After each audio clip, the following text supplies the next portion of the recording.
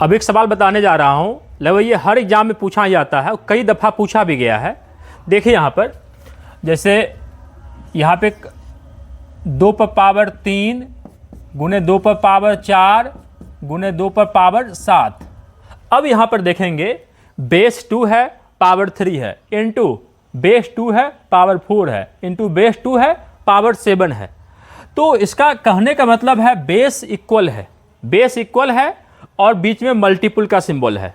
जब base equal हो, base समान हो और गुना का चिन्ह होगा तो पावर जुड़ जाता है।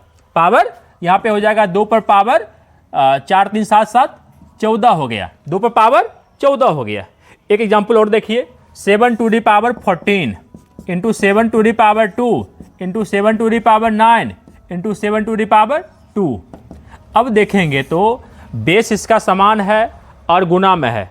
जब बेस समान हो और गुना में हो तो पावर जुड़ जाता है। बेस 7 है, 9 2 11 13 13 14 27, तो 7 टू दी पावर 27 हो गया, 7 टू दी पावर 27 हो गया।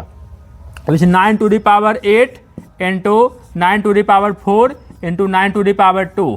बेस समान है और गुना में पावर जुड़ जाएगा, तो 9 to the power 8 4 12 2 14, 9 to the power 14 हो गया, 9 टू दी पावर 14 हो गया।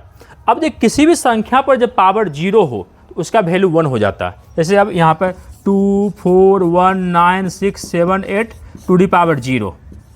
अब किसी भी संख्या पर जब पावर 0 हो जाएगा तो उसका वैल्यू क्या हो जाएगा, इसका वैल्यू 1 हो जाएगा। अब देखिए, जब आधार समान हो और भागा में हो तब क्या हो जाता है। जब आधार समान हो, जैसे अब 14 टू दी पावर 7 भागा 14 टू दी पावर 2, बेस समान है और भागा में है तो पावर घट जाता है। बेस समान हो और भागा में है तो पावर घट जाता है। यहाँ पे 14 टू दी पावर 7 में से 2 चला जाएगा, 5 हो जाएगा, 14 टू दी पावर 5 हो जाएगा। अब 11 टू दी पावर 19 भागा 11 टू दी पावर 2, बेस समान है और भागा में है तो पावर क्या होगा, पावर घट जाएगा, पावर घट जाए, 11 टू दी पावर 17 हो जाएगा। इस तरह से आप लोग इसको सॉल्व कर सकते हैं।